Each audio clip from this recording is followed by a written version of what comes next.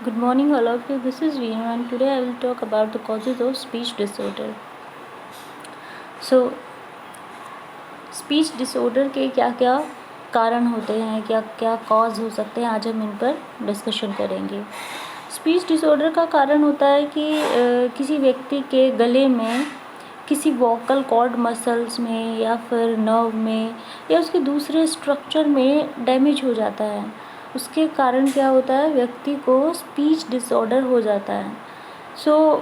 इसके काफ़ी सारे रीज़न होते हैं स्पीच डिसऑर्डर के, जैसे वोकल कॉर्ड डैमेज हो जाना या फिर ब्रेन डैमेज हो जाना या फिर मसल वीकनेस आ जाना। मसल वीकनेस मीन्स कि वो मसल्स जो कि बोलने में हेल्प करती हैं व्यक्ति के, वो मसल्स वीक हो जाती हैं।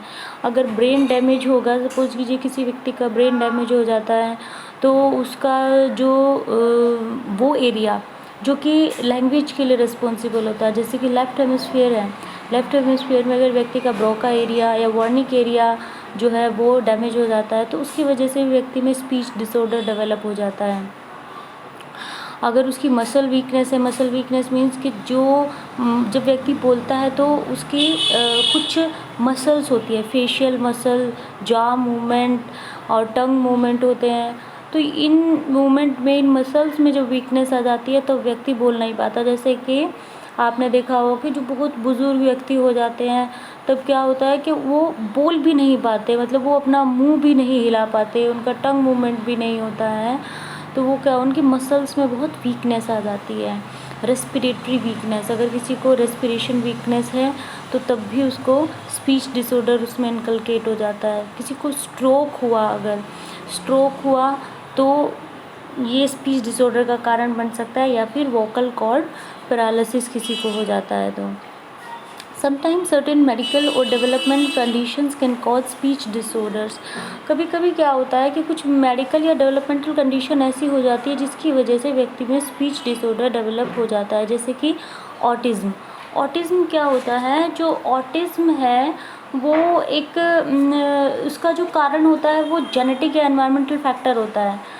जो ऑटिस्टिक चाइल्ड होता है उसकी जो कम्युनिकेशन और इंटरेक्ट करने की एबिलिटी होती है वो इम्पेयर्ड होती है। वो जनरली आसानी से किसी के साथ कम्युनिकेट नहीं कर पाता है, इंटरेक्ट नहीं करता, आइसोलेटेड सा रहता है। तो जब उसका इंटरेक्शन और कम्युनिकेशन बहुत कम होता है तो वो उस पर ये स्पीच डिसऑर्डर होता है कि वो अपनी बात को ठीक तरीके से रख नहीं पाता, बोल नहीं पाता।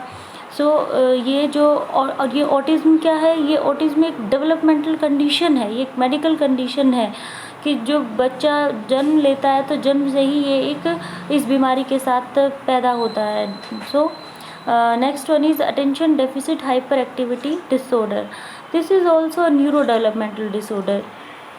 इस केस में भी ऐसा होता है कि जो व्यक्ति होता है या फिर जिस चाइल्ड के अंदर ये attention deficit hyper activity disorder है, उसमें उसकी जो स्पीच होती है वो थोड़ी इम्पेयर्ड होती है। स्ट्रोक, अभी हमने पढ़ा था कि स्ट्रोक भी इसका एक कारण हो सकता है। एक मेडिकल कंडीशन हुई कि अगर किसी व्यक्ति को स्ट्रोक हुआ तो स्ट्रोक की वजह से उसके ब्रेन में कहीं ना कहीं किसी एरिया में डैमेज हुआ, उसकी वजह से उसका जो स्पीच है वो प्रभावित हुई। ओरल कैंसर यानी कि उसको मुंह का अगर कैंसर हो जाता है, मुंह का कैंसर हुआ तो उसके मुंह के वो पार्ट, वो हिस्से निकालने पड़ सकते हैं। उनकी हेल्प के बिना, उन मसल्स के बिना वो व्यक्ति ठीक से बोल नहीं पाएगा।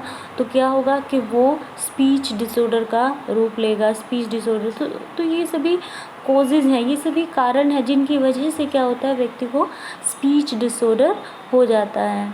सो next, these are the reference link के ये जो टॉपिक है ये आपको मैंने इन्हीं दोनों लिंक से, यहाँ से मैंने इसको पढ़ा है और इसी से मैंने इसको पीपीटी बनाया है। ये इसको आप और डिटेल में अगर पढ़ना चाहें तो इन दोनों लिंक पर जाकर आप इस टॉपिक को और डिटेल में पढ़ सकते हैं। आई होप कि आपको ये क्लियर हो गया होगा कि क्या क्या कारण होते हैं, क्या क्या कॉजेज़ होते हैं स्पीच डिसऑर्डर के। Thank you for listening me so patiently. Thanks a lot.